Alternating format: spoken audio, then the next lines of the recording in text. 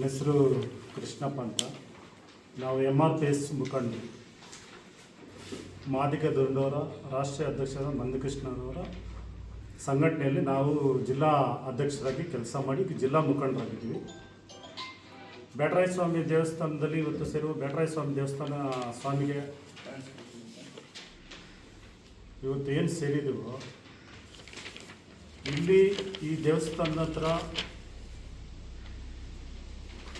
MLAಗಳು ಆಗುವಂಥ ಏನು ಅವ್ರ ಕಾರ್ಯಕ್ರಮಗಳು ನಡೀತಾ ಇರ್ತದೆ. ಯಾರೇ ಆಗಲಿ ಇಲ್ಲಿ ಪೂಜೆ ಮಾಡಿ ಸ್ಟಾರ್ಟ್ ಮಾಡ್ತಾರೆ. ರವಣ್ಣವರಾಗಲಿ ಮತ್ತು ಯುಮನಪ್ಪನವರಾಗಲಿ ಪ್ರತಿ ಬಾರಿನೂ ಅವರು MLA ಚುನಾವಣೆಗಳು ನಡೆಯುವಾಗ ಇಲ್ಲಿ ಪೂಜೆ ಮಾಡಿನೇ ಸ್ಟಾರ್ಟ್ ಮಾಡ್ತಾರೆ ಕಾರ್ಯಕ್ರಮಗಳು. ಅದರಿಂದ ನಾವು KDP ಪರ ಇವತ್ತು ಜಮ್ಮಕೋಟೆ ಹೋಬಳಿಯಲ್ಲಿ ಇವತ್ತು ಏನು ಆಗಬೇಕು ಅನ್ನೋದು ನಿರುದ್ಯೋಗ ನಿರ್ಮೂಲನೆ ಆಗಬೇಕು. ಈ ತಾಲೂಕದಲ್ಲಿ ಹಿಂದುಳಿದ ಪ್ರದೇಶ ಇದೆ. ಈ ತಾಲೂಕು ಬಯಲುಸೀಮೆ ಪ್ರದೇಶ.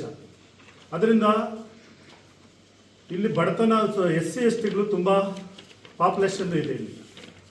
ಆಮೇಲೆ ವಿದ್ಯಾವಂತರು ಇದ್ದಾರೆ, ಓದಿರೋರು ಇದ್ದಾರೆ, ವಲಸೆ ಹೋಗ್ತಾ ಇದ್ದಾರೆ. ಇವತ್ತು ಜಿಲ್ಲೆಗಳಿಗೆ, ಬೇರೆ ಜಿಲ್ಲೆಗಳಿಗೆ ವಲಸೆ ಹೋಗ್ತಾ ಇದ್ದಾರೆ, ತಾಲೂಕುಗಳಿಗೆ ವಲಸೆ ಹೋಗ್ತಾ ಇದ್ದಾರೆ. ಹೆಣ್ಮಕ್ಳು ಇವತ್ತು ಐಫೋನ್ ಕಂಪ್ನಿಗೆ 12 ಗಂಟೆಗೆ 1 ಗಂಟೆಗೆ ಹೋಗ್ತಾರೆ.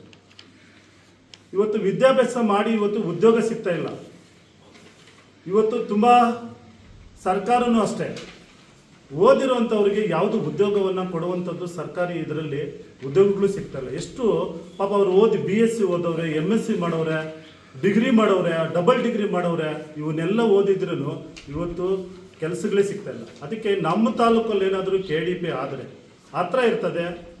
ಏನು 12 ಗಂಟೆಗೆ 1 ಗಂಟೆಗೆ 3 ಗಂಟೆಗೆ ಬರುವಂಥ ಸಮಯಗಳನ್ನು ನಾವು ನೋಡ್ತಾ ಇದ್ದೀವಿ. ಇವತ್ತು ಆ ಬಸ್ಗಳಲ್ಲಿ ತುಂಬ್ಕೊಂಡು ಹೋಗ್ತಾ ಇದ್ರೆ ತುಂಬ ನಮಗೇನೆ ನೋವಾಗ್ತದೆ. ಹೆಣ್ಮಕ್ಳಿಗೆ ರಕ್ಷಣೆ ಆಗ್ತದೆ. ಈ ತಾಲೂಕಲ್ಲಿ ಏನೇನು KDP ಆಗಿದ್ರೆ ಮತ್ತು ಕೂಲಿ ಕಾರ್ಮಿಕರಿಗೆ ಕೆಲಸ ಸಿಗ್ತದೆ.